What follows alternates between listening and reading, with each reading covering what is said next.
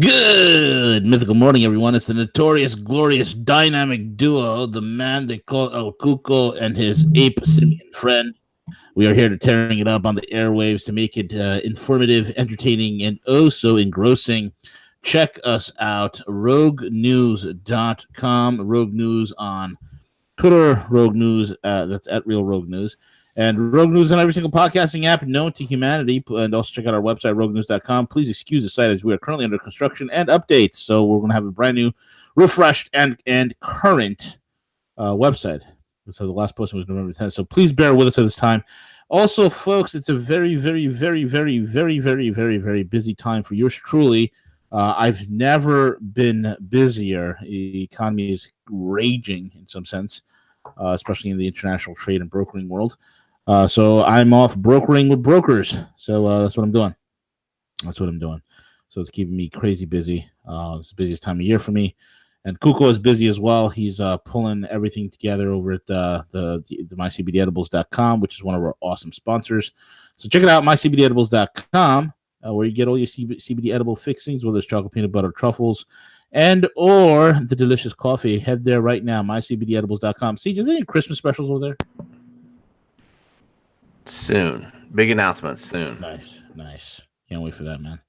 And also, folks, after you checked out mycbdedibles.com, check out Watch Us Trade, watchustrade.io. If you are disheartened, if you are pissing your pants, you got your shitting pants on, and you're worried about the crypto market, you're watching your savings eviscerate, you need to learn. You need to learn by watching other people trade. And the best way to do that is watchustrade.io. Also, check out the alternate site, which is wt.live. They both lead the same place, so it doesn't matter. You go to wt.live or watchustrade.io. And you get there, get your video lessons on, get your your pricings there. You go month to month on credit card. You can go 3-month option packages, 6-month option packages. I mean, everything's there. Go check it out, and learn from these guys who have brought documented and time-stamped trades of up to 2,600% return.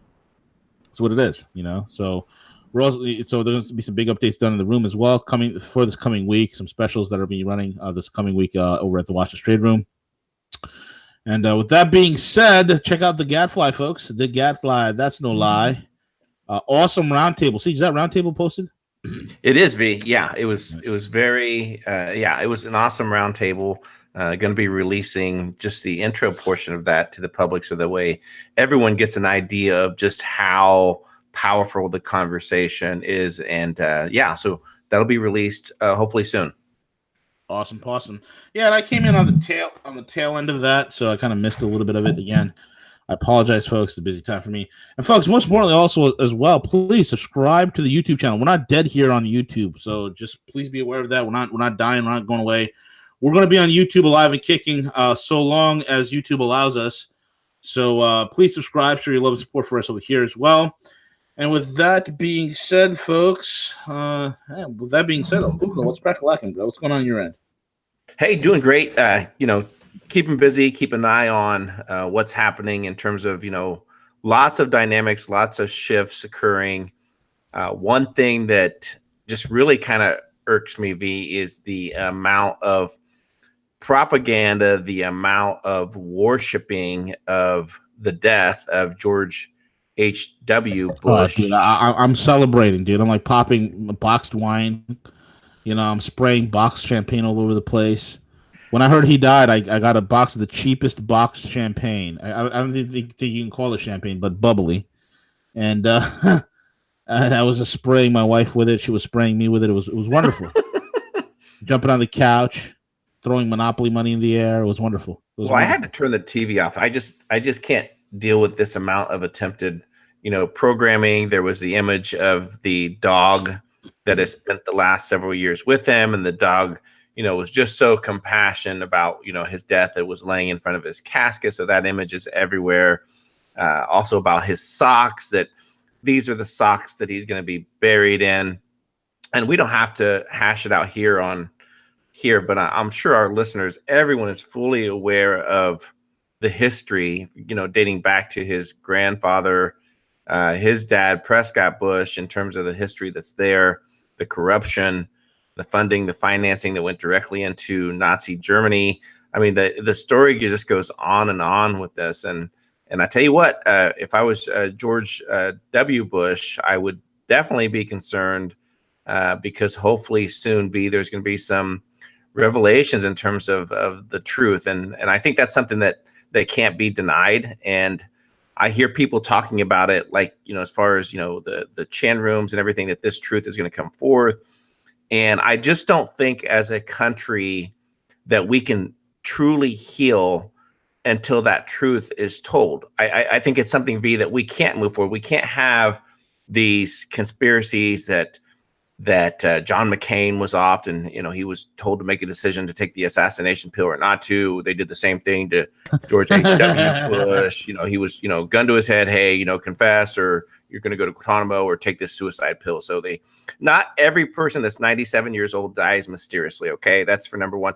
But again, I don't like what are you talking about, man? Everybody who's 96 dies mysteriously. What are you talking about? They could, the gas in their bowels backed up and choked them, and they died. They had an aneurysm in the middle of the night. They had a blood clot to their. It's all mysterious circumstances. CJ. What are you talking about? So, and the thing that I encourage is that when candidate Trump, you remember how bold and just how in your face blunt he was as candidate Trump with. Yeah, we need to look at 9/11. Yeah, we need to look at vaccines. I don't get this. And I think, a lot of people saying, well, he's got to play that presidential role. Well, no, he doesn't. He doesn't have to be, writing this, 10-page eulogy for George H.W. Bush. But, he doesn't have to, piss on his grave or anything. But I think the truth will set us free. And I firmly believe that. I think that when people learn the true histories of the crimes that have been committed, the things, it's part of the healing process. And I think that's very powerful. It may sound gaudy to some people, like, oh, CJ wants the truth. But again, I think it's that, when we look down the road, in order for us to progress as a society, to move past the criminal banking cartels, to move past the military industrial complex, it's part of the healing of informing people of truly what's been happening the past years. And that's just my take, V. I know that's pretty deep, but oh well. Yeah, absolutely, man. I agree with you wholeheartedly. Here's the deal, man. I don't know what's going on behind the scenes. All I know is that there's a lot of hubbub, and hubbub and all that other stuff that has to circulate, culminate, and propagate, as well as emancipate and declarate. I'm just making up words at this point. Around the December 5th date. CJ, have you been to the conspiracy boards? I know that there was supposed to be huge information come out on Monday, and then I also know that there's some doubling down on Sessions, that all those people that were talking bad about Sessions are going to get pissed on because we have dirt thrown on our face because we're dead wrong about Sessions. That Sessions is still working behind the scenes. Mm-hmm. Yeah. I don't know what Sessions doing. Hold on, CJ. Hold on. Now. Look here, CJ. Look here. I don't know about this rigmarole that's being circulated around the internet about me working behind the scenes for the good guys. And I don't know about what y'all are thinking, but here's the deal, CJ. I am out playing golf. In fact, I am in Mar-a-Lago right now, the Trump Resort, playing golf. And that is the level of my involvement with the deep state. That's what I do, CJ. I just wanted to make sure that my good friend Hillary Clinton doesn't get pinched, and we came to some conclusions here, and I wanted to make sure that my protege Rod Rosenstein is going to be okay, and that's it. That's all I got to do, CJ. That's it. Now I try my level best. That gets better each time that you do him, Jeff Sessions. It gets better each time. Now. I'm just relaxing with my Chinese grandchildren, CJ. I'm just relaxing with my Chinese grandchildren. Yeah, we're just having some mushu pork. You ever had mushu pork, CJ? I have. I like to watch my my mushu down with a nice nice glass of juniper, CJ. A little juniper juice, But oh my goodness. Well, I guess we could kind of dissect it this way, man. I get what you, dude. I'm with you 100%, right? Um, the other flip side is we got Comey that's going to go under subpoena. We got Loretta Lynch that's going to go under subpoena, and she's going to testify. But dude, everybody's getting excited of that, right? But the thing is, they're going to be testifying before the Senate. I guess that's a good thing. They need to do it quickly, and in whatever happens on December the 5th, I mean, everybody's hyping it up. I mean, it was on all the chants. Remember, the 5th of December, the deep state treason plot. You know, so the big December the 5th thing is going on. What I think hasn't most of it been canceled though due to the funeral tomorrow for. Well, the theory is because, you know, he's closing the markets for December the 5th. Oh, that's what he's going to spring it on everybody. This way, the bad guys can't crash the market. That's what the theory that's out there. I've said it before, and I say it again 1,000,001 times. CJ and I, we want egg on our face. We really do. I will be first on the street waving the Q flag. I'll be the first on the street saying, "Hey, you know what? It's absolutely right. It's absolutely true." But you know, it's I mean, enough already. You know, it's like for the bad guys. Why is it for the bad guys that justice moves at that injustice moves at a lightning's pace? You know, twice around the world and back. And for the quote unquote good guys, the real justice where these bad actors like the Clintons should be in jail. I mean, the damn thing moves and takes forever. I just don't get it. Is the lack of honey? Is this, you know, if you're playing with people that don't play by the rules, then why are you playing by the rules? Mm-hmm. You know, it doesn't make any sense. But you know, it is what it is. I hope to see something awesome in December. I don't care if it's an arrest. I don't care, but some sort of bit of news. You know, I'm happy about the whole Comey thing. Comey's going under subpoena. He's going to be testifying. Loretta Lynch is supposed to be testifying. Who else, man? Clinton Foundation whistleblower got pinched. His office got raided, which is great. Yeah, the FBI. Yeah, and a lot of these things that, you know, from my understanding in terms of these hearings and everything, they're more to break down and look at procedurally what the breakdown was. I don't think it's any type of a criminal standpoint and bold enough where Trump would ask his new AG to go ahead and hire and start a new special prosecutor to go ahead and directly, you know, investigate the Clintons and the foundation. You know, we're led to believe that that's what Huebner is doing, the inspector general that's leading that charge. I would like to see a little bit more, you know, back up to the, you know, meme that Trump tweeted out that had pictures of Hillary, Obama, Soros, everyone behind bars. I applaud him. That was terrific. And, you know, and I agree now that, you know, that now that the Russian collusion thing is hopefully going to end, now is that time. Now is that time, because, you know, there's some, you know, a lot of concerns among a lot of people right now, taking a look at, in particular, that in the event that the economy does turn, what that could mean towards 2020. So that's why I think it's best to start the process now. So let's hope that it happens this week. Let's hope that it does. Yeah, you and me both, man. Let's hope that it does, and you know, I hope it will be a massive turning point for this whole entire thing, and things can get going. Yep. Anyway, let's get into a siege. We got a lot of things to cover here. Let's do it. Let's do it. And I applaud Donald Trump for going to the G20 and being the only country not to sign on to the entire fake climate change, global, you know, carbon credit.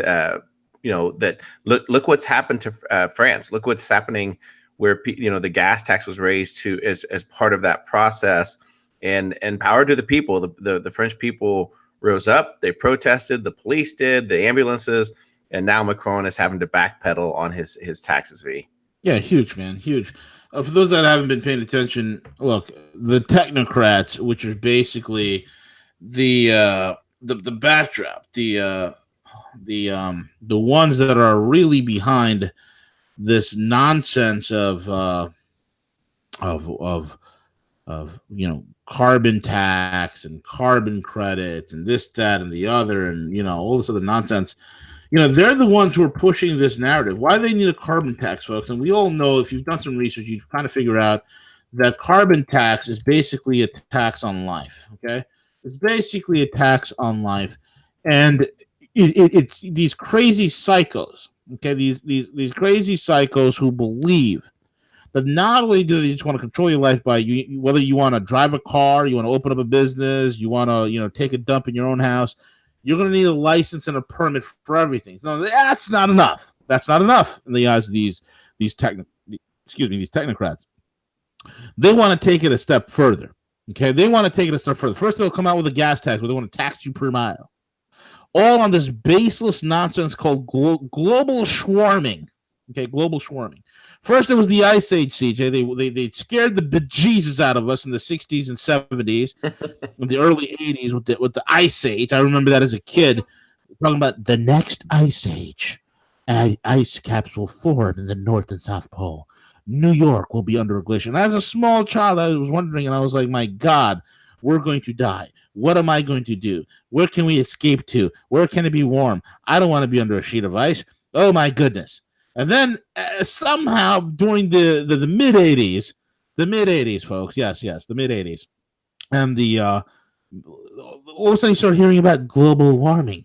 And then the early 90s, here comes all the Hollywood schmelites, all the OPSO elites. The OPSO elites came out, the guys like Ted Turner. They launched their stupid Captain Planet cartoons in order to brainwash people.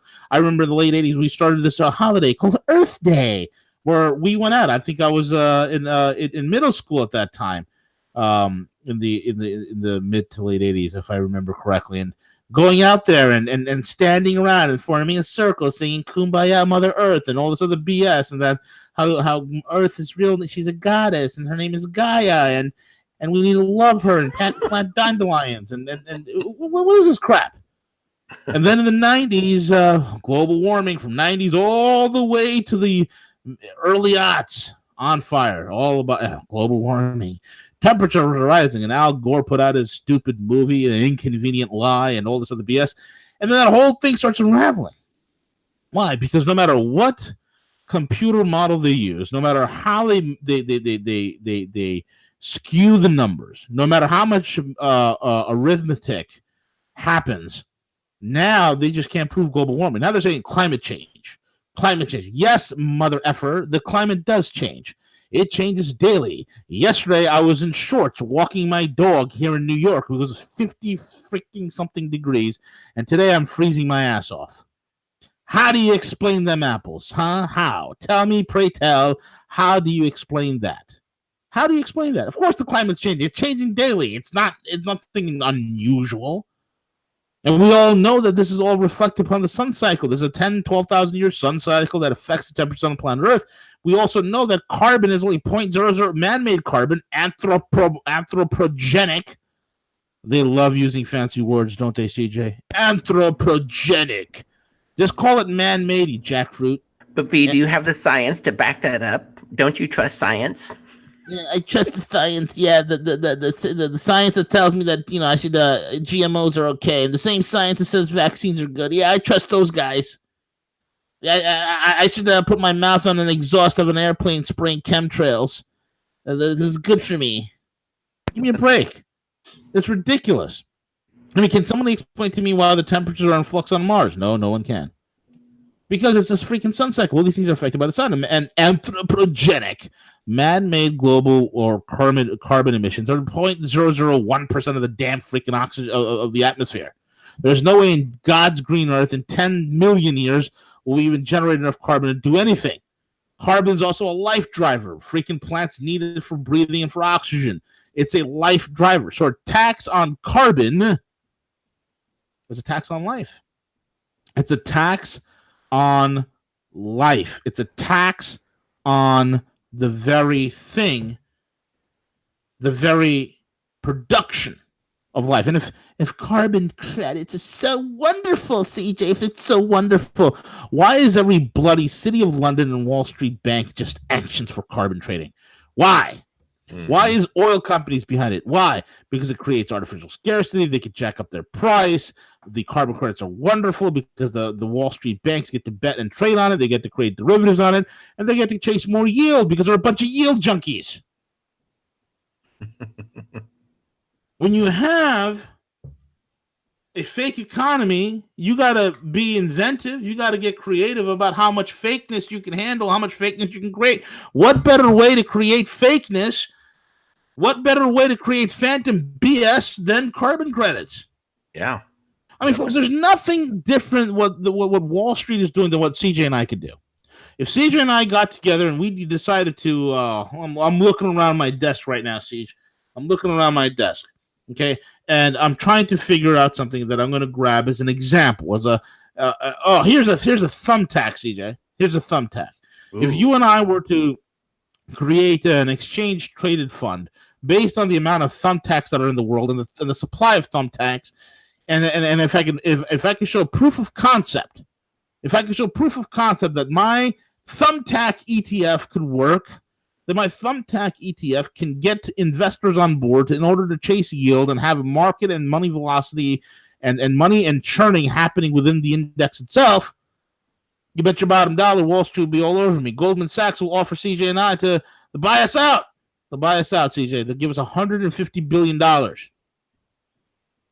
There's no difference between that and carbon credits. There's no difference between that and a dumb company like Facebook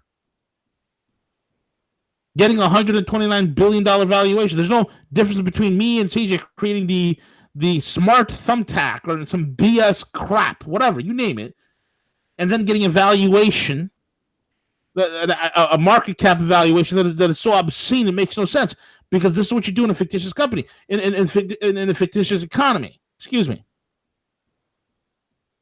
So these technocrats who are just a bunch of lapdog lackeys for the banksters,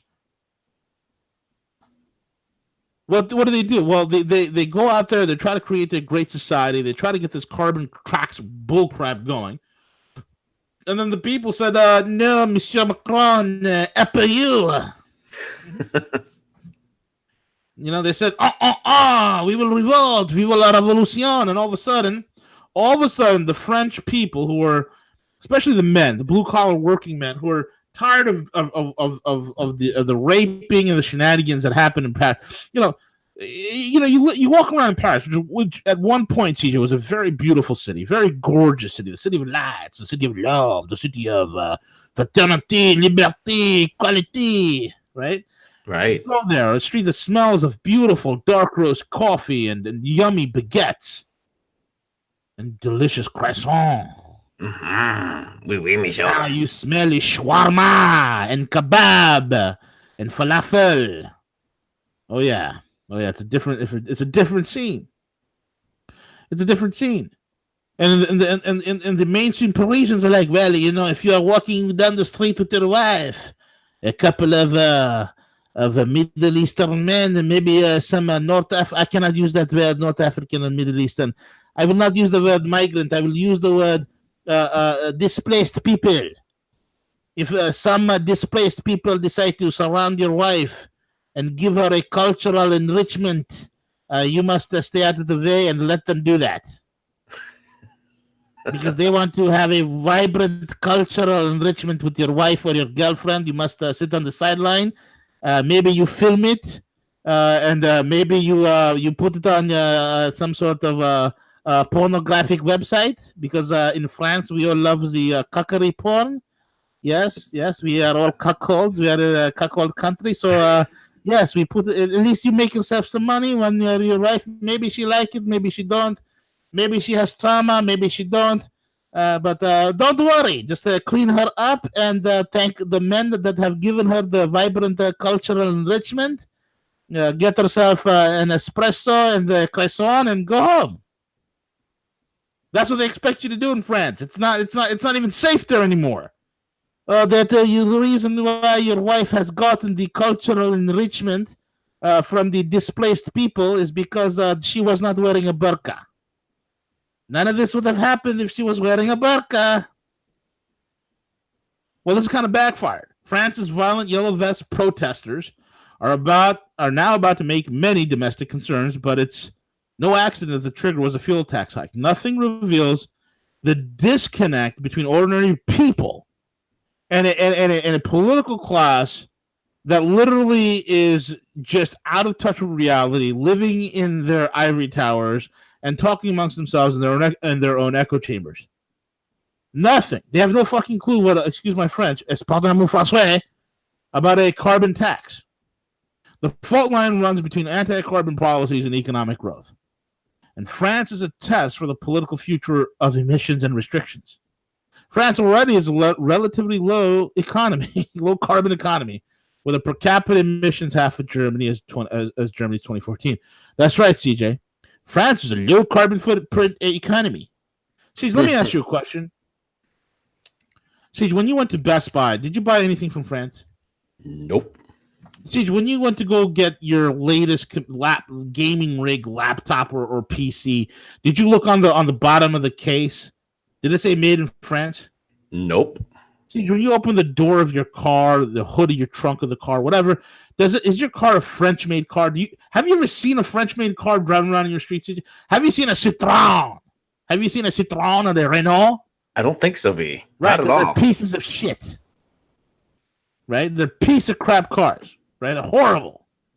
Right? Jeez. See, when your wife went to go shopping, she went to go buy a new blender. Does it say Gaston's Super Blend 1000? Well, first, my wife would buy a blender, but it wouldn't have like a blender or a food processor, right? I mean, does your food processor say Gaston Super Mix 1000? It does not, V. No, it does not. It says a Ninja or a Black & Decker, huh? Oui, oui. Yeah, oui, oui. The French they don't make anything. Here's what the French make: Yves Saint Laurent. They make Yves Saint Laurent. They make what else they make, man? They make Yves, whatever, the bougie upscale little fashionista Jean-Paul Gaultier fashion houses, right? Mm-hmm. And there's some nice chocolate. Heck, you don't even find good French beer. You know, I mean, great food. Don't get me wrong, the food's fantastic. God, I love French food. Oh my God, it's crazy what the French do with food. It's insane. Best food in Europe. But so their economy it's a know-nothing economy. Manufacturing has left France in a huge thing. Oh, here's one thing that the French do make. I do give it up. I do give it up, but a lot of the manufacturing is done overseas and they're brought into France, but they're headquartered in France. It's my favorite tire company, CJ. I do admit. It's my favorite tire company. Really? No, that's Italian. I don't know. Bridgestone Japanese. I do love Bridgestone. I'm actually running Bridgestone RE980s. Anybody has a high performance car, you need a good quality all season, check out the Bridgestone RE980s. Amazing tires. Bridgestone's not giving me a cent to say that. I just freaking love it. Amazing. Michelin, bro. Michelin, that's right. Yeah. That's right. Michelin is a French tire company. They make the best damn tires in the world. My God, if I lived in better climate, CJ, I'd be running Michelin Pilot Super Sports all year round, bro. All year round. Michelin Pilot Super Sports ain't nothing better. Or Michelin Pilot Sport Cup 2s. That's it. That's all I'd rock. That's all I'd rock. But apart from Michelin, who does most of their manufacturing overseas, there's really nothing there. There's nothing mass production. There's no real industry there. Why industry's left? You have the French energy sector, which is Total. Total, they do petroleum. They're a good sized oil company. And again, most of their oil explorations is overseas. They got it. These companies like Total, like Michelin, if they don't have offshore auxiliaries and offshore, business entities created, they would be absolutely decimated because of the French taxation. The taxes are brutal on French corporations. Any corporation that's doing business domestically in France, unless you're a large multinational like Michelin, like Total Petroleum, like Dassault. I do like Dassault aircraft. That is French made. But unless like Dassault, you're doing it overseas, man. But the bread and butter manufacturing is dead. It's dead. And it's exactly what the flaming leftists want to do over here. President Emmanuel Macron and his socialist predecessors, François Hollande. Now, there was a genius if I ever did see one. François Hollande. And these two schmuckety schmucks were running the French political and economic policies for many decades, and France just was in an absolute dope. You have an economy that barely sees 1% GDP growth. And that's with all the accounting gimmicks, bro. That's with all the accounting gimmicks and whatnot, right? Right, so, right. So Francois Hollande targeted auto emissions because they account for 40% of France's carbon, right? So all this crap is going on. Yet Paris insists on cutting more. Though transport emissions are notoriously hard to reduce, cleaner engines or affordable hybrids have been slow to emerge. Why, you bloody freaking idiots? Well, first of all, nobody wants a stupid electric plug-in nonsense. Who wants it? We have some of the cleanest engines in the world. You look at the newer diesels that are out there with the better, nitrogen and urea filters that have been added onto there. They are wonderful. They burn clean. They get 77, 80 miles per gallon. Amazing. Very drivable. Wonderful, right? The protesters in Paris will be expected to pay as much, much of the up to $8 billion annual tab for the minuscule global benefit. What benefit? There's no benefit to anybody. This is just another tax. You see, rather than eliminating tax, creating economic growth, no, they want to shackle the economy and choke it down. This is what socialism progresses to, and it will struggle to hit 2%. They're struggling to hit 1% GDP. Right. Yep. Absolutely. Yellow vests from less prosperous rural towns who depend on cars for their life. Why? Because they got a bloody commute. They got a bloody commute into Paris. All the other surrounding cities in France. They got to commute over there. Why? Because they're workers. They're rail workers, bus workers, transit workers. Airport workers, manufacturing workers, construction workers, they got to drive in. And when they're driving in, now all of a sudden you're making it impossible because the fuel's all of a sudden damn expensive. It's fuel's already freaking ridiculously expensive in Europe. I don't know if you all been to Europe. Fuel is expensive. I mean, y'all don't know. I mean, we complain about, oh my God, can you believe it, man? It was $3.20 a gallon here. Oh my God. I think I paid like $3.07 yesterday, Siege. I paid $3.07 for super, filling up the car. Filling up the German missile, right? But the thing is that we complain about that, but you don't realize how good you got it. 554 oh my God, US, you're spoiled. 554 US dollar in France right now. It's how much? 554 per gallon. Jesus Christ! Imagine that, Siege. And they want to bring it up to make it like $8 a gallon. Are you freaking kidding me? How can people afford that? It's ridiculous, right? It's ridiculous. And yet people are saying, no, we had enough. And what's the answer? Macron's like, well, you just pay this until we can get some more public transport, which sucks. Public transport sucks. It's unreliable. It's not that great, right? And people are like, no, this is ridiculous. The carbon tax revolt is worldwide. It's just not happening in France. It's happening in Belgium. It goes underreported. It's happening in Germany. They're happening over there in Germany and Spain, everywhere around the world. Nobody in the West wants this nonsense, unless of course you're Australian. Then it was a shove down your. I don't know what's going on with the Aussies, man. They lost their nuts somewhere. Y'all better go find it. But anyway. They're insulted when Mr. Macron tells them to wait for better public transport or carpool. The carbon tax revolt is worldwide. Voters in Washington state last month rejected a carbon tax that would have started. Listen to this. This is why liberals are out of control. And policies don't have to make any sort of logical sense, just as long as it sounds warm and fuzzy. Just as long as it sounds like there's a cause. The life is about a cause. It's not about logic. It's not about hard facts. It's about a cause. It's about a feeling, right? Right. Voters in Washington state last month rejected a carbon tax that would have started at $15 per ton of emissions and climbed to $2 a year indefinitely. Are you freaking kidding me? Indefinitely, and perpetually, forever. Washington ranks 25th among the states in carbon emissions, and when the Wall Street Journal tried to estimate its contribution to global emissions, our calculator couldn't handle a number that small. So let us absolutely eviscerate jobs. Let us create all sorts of maladies within the economy. Let us go forth and create all sorts of problems. And then once we have more people on the homeless dole, because this is the parasitic relationship that the libtards absolutely love, then we could say, hey, let's do all this, but we have a green economy. And we have brainless twits like Alexandria Occasional Cortex. Alexandria Occasional Cortex, the rising star of the Democrats and the proud socialist, is out there saying, it's inevitable that we will have a green economy. The bitch don't know what she's talking about. It's inevitable that we're going to have a green economy. I'm sorry, but we're not having a green economy, you dummy. An absolute idiot. Doesn't know what she's talking about. Spain has tried this and have seen their GDP contract and their economy implode. They've tried this. Every new green job that they have created is a loss. Is a net loss of 5 real jobs. It was getting so bad. I'm sorry, folks. I'm sorry, you far leftist socialist nitwits. I'm sorry. But your windmill farm of 1,000 windmills cannot keep a light bulb on anywhere. And they're a danger to birds. How do you like them apples? They're a danger to birds. That's how well they're expensive to make. They're expensive to maintain. They're completely unreliable. They're constantly breaking. Need servicing. It's very dangerous, and they're dangerous to birds.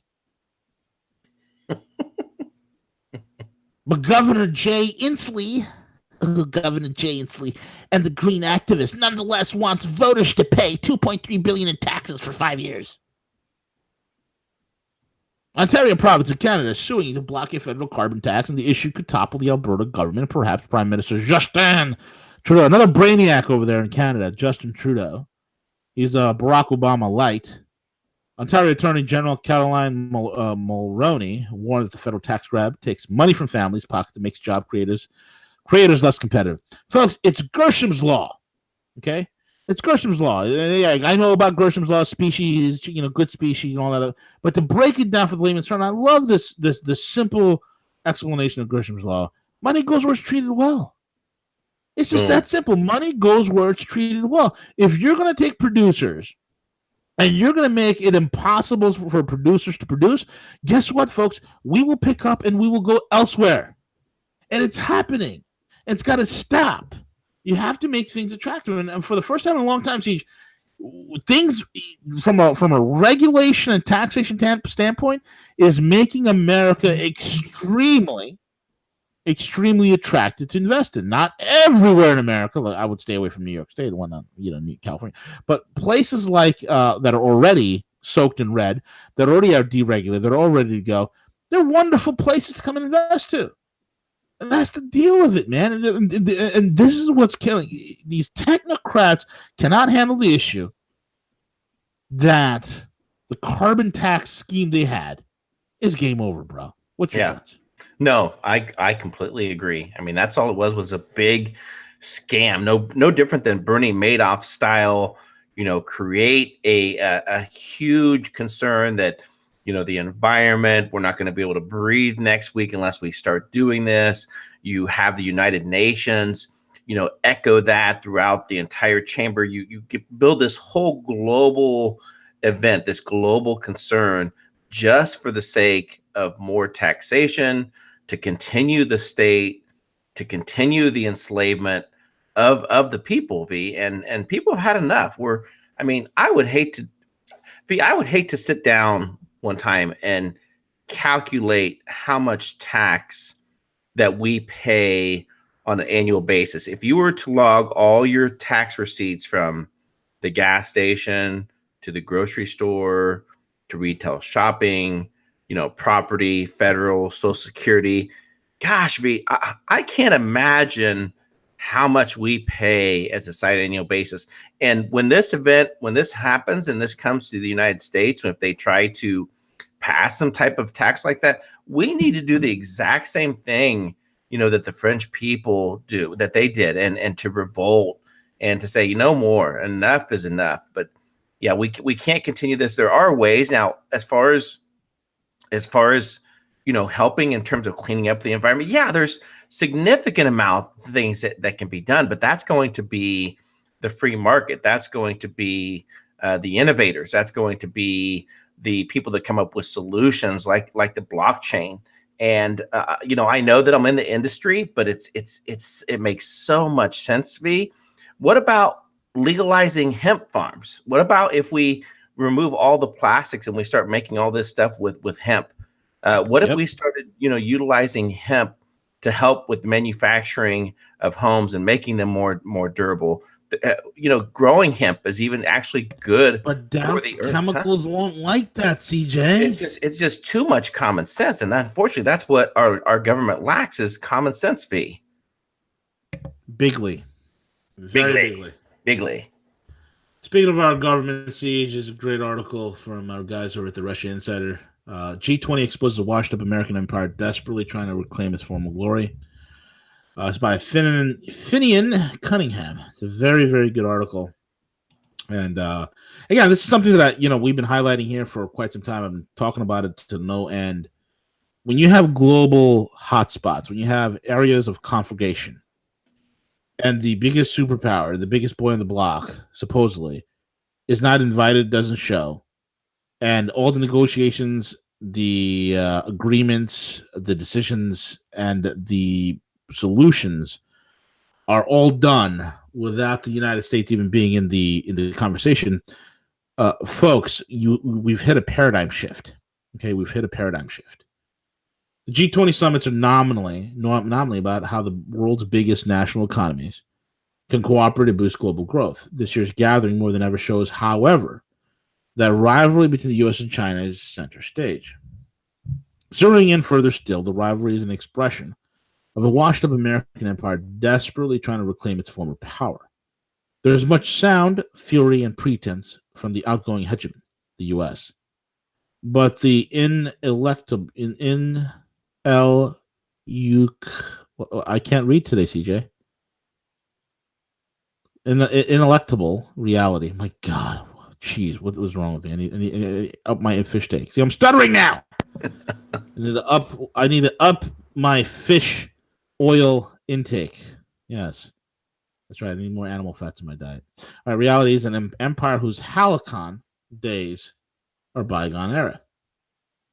Ahead of the summit taking place in the weekend in Argentina, the Trump administration has been issuing furious ultimatums to China to change its behavior. Washington is threatening an escalating trade war if Beijing does not conform to America's demands over economic policies. President Trump has taken a long simmering U.S. complaints about China to a boiling point, castigating Beijing for unfair trade, currency manipulation, and theft of intellectual property rights. China rejects the pejorative American characterization of its economic practices. Nevertheless, if Beijing does not comply with U.S. diktats, then the Trump administration says it will slap increasing tariffs on Chinese exports.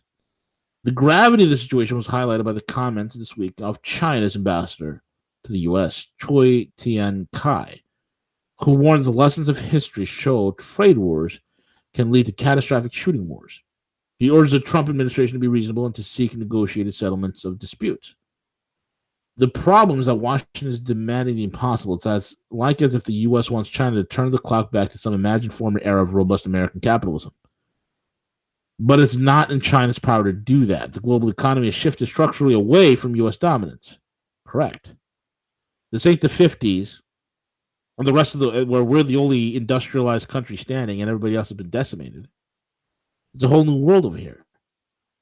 The wheels of production and growth are in China's domain of Eurasia. That's right. All the production and growth is right there.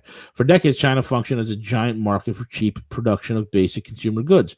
Now, under President Xi Jinping, the nation is moving to a new phase of development involving sophisticated technologies, high quality manufacturing and investment.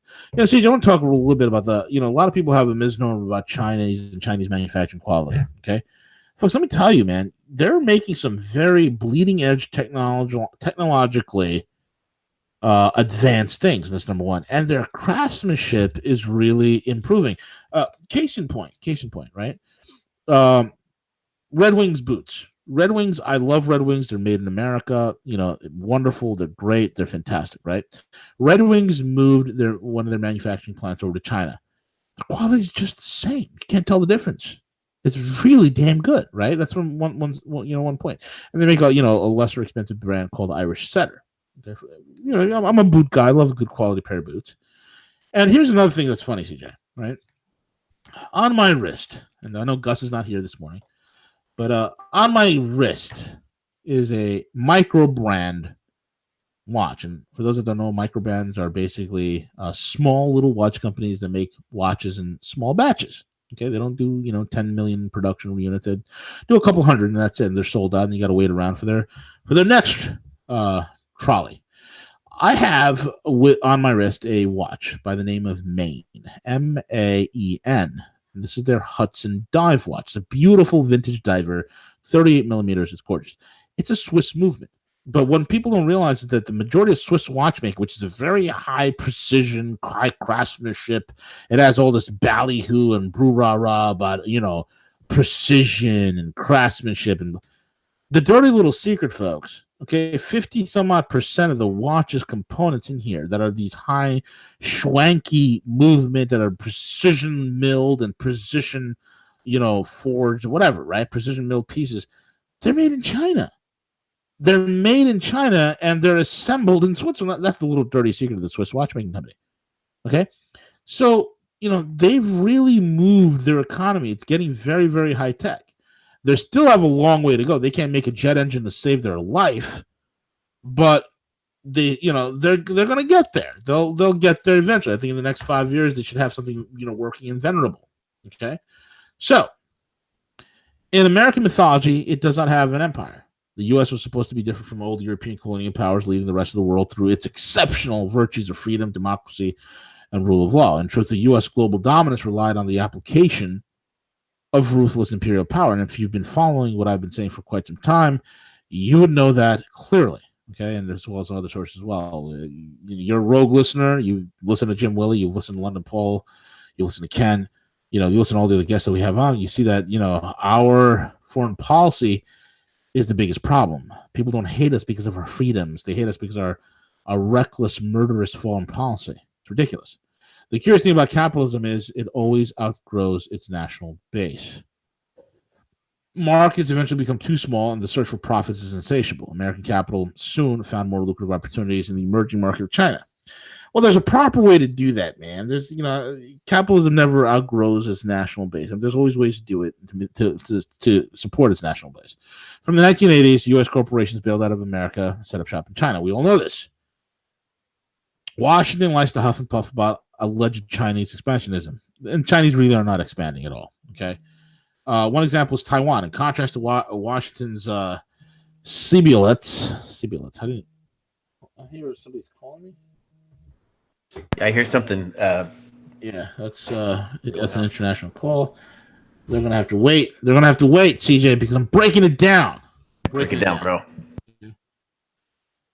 So, what America needs to do is regenerate through a reinvented economic order, one that is driven by development, not the feudal alternative that is U.S.'s failing political leaders try to coerce China. And Finnegan, yeah, I agree with most of what he's saying here, but his little communist, his little anti-capitalist. We need a more social order. No, idiot. We need less government intervention. Government is the problem. Government is a problem. Why? Because they're great. Government is great at doing two things: stealing and killing. That's the only thing they're good at. They're very efficient at doing that. Everything else, they suck. They suck. What we need to do, folks, is we need to understand that we are emerging into a multipolar world. The world is not what it was 30, 40 years ago. That it is a whole new world, a brave new world, and things cannot be as they were. We need to understand that we have a place and a great profit to make. Folks, now is not the time for the United States to be more socialistic. Because of the multipolar world, we need to be more capitalistic. And you cannot be more capitalistic when you have a government that interferes with everything that you're trying to do. Now is the time for us to uncork and unshackle American creativity, American ingenuity, American manufacturing, American know-how. We literally make the best stuff in the world. We literally do. It's amazing when American companies and American people are basically unshackled to go out and to create. We make the best. That is inarguable. And I think the only, like I've said this so many times, the only real industrial rivals that could match us in manufacturing, go toe to toe with us, where we could have a wonderful back and forth and see who wins and comes out on top. It will be exciting, wonderful, and all of us will benefit. The real industrial rivals here, folks, okay, are Germany and Japan. But we're right there. So now's the time when you're seeing the end of the American empire. And what this empire is not a capitalistic empire. It is a fascistic. And for those that don't know what is fascism, it's corporations, government working in unison. It is a fascistic form of government run by the cabal, owned and operated by the cabal, with a murderous foreign policy. Right? With a murderous foreign policy. That's what needs to end. And let it die. Let it die. We don't need 900 military bases on 139 some odd countries. We don't need it. We don't need it. Bring back the troops. Let's focus on our people. Let's focus on our economies. Let's focus upon our factories. Let's focus on our businesses. The Silk Road is being built. Fine. Let it build. Let it be built. Let's put American construction companies and their best engineering know-how to work in those areas. Let's show these people. Let's develop Africa. I mean, Europe and the cabal have screwed up Africa for centuries. Let's go ahead and develop Africa. And I'm not talking about developing Africa by sending in the Green Berets and AFRICOM. I'm talking about let's develop Africa. Let's get ExxonMobil in there. Let's get companies that actually want to help and create a profit motive and mutually beneficial trade that benefits the countries, not predatory trade, not vulture capitalism, but real capitalism where it's mutually beneficial. Where if I don't help, if we uncork capitalism, CJ, that's like me and CJ having a company. We go to like Zimbabwe, and our profit motive is if we don't provide a quality product or service to the Zimbabweans, we die. You know, there's an old story. I read about a long time ago when I was a kid about this guy named, I forgot the guy's first name, but his last name was Bata. And if you're Indian, you know what a Bata is. Bata is the famous shoemaker in India.